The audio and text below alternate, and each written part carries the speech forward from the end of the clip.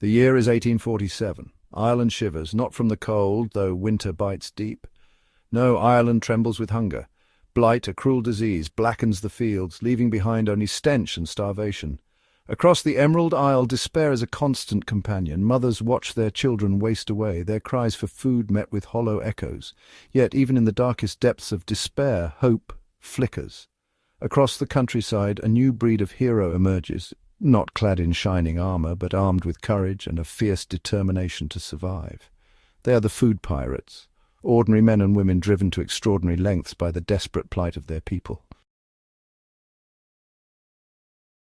These were not mere acts of desperation, these raids on food stores and confrontations with authorities.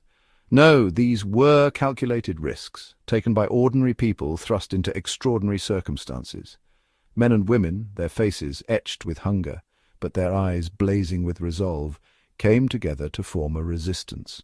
They understood that their enemy was not some faceless blight, but a system that allowed them to starve while ships laden with grain left their shores for England. Leaders emerged from the ranks of the starving, people like Mary Doyle, a widowed mother who rallied the women of her village to seize grain from a passing cart, or James Saunders, a farmhand who used his knowledge of the land to organize daring nighttime raids on wealthy estates. And then there was Father John Murphy, a priest who risked his life and his position to shelter the hungry and inspire his parishioners to fight for their right to live. These leaders, fueled by a deep sense of injustice and a love for their communities, became beacons of hope.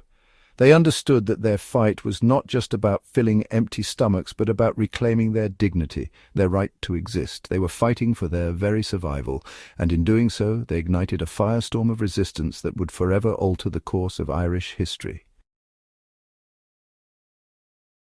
The food pirates, operating under the cover of darkness, relied on stealth and cunning. They knew the land like the backs of their hands, utilizing hidden paths and forgotten tunnels to outmaneuver the authorities. Church bells, usually summoning the faithful to prayer, now served as signals, warning of approaching patrols or announcing a planned raid. Word spread through whispers, secret meetings held under the cloak of night. The women, their faces hidden by shawls, became adept at gathering intelligence, their ears tuned to the rhythms of the village, gleaning information from the mouths of unsuspecting officials. The men, hardened by hunger and fueled by a desperate hope, planned their raids with military precision.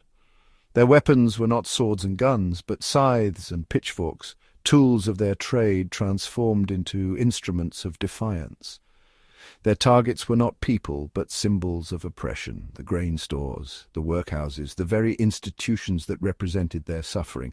Each successful raid, each act of defiance, was a victory against an uncaring empire, a testament to the indomitable spirit of the Irish people. History remembers moments of extraordinary courage, and in the annals of the Great Hunger, the Doonbeg seizure stands out. This coastal village, nestled in County Clare, became a symbol of resistance.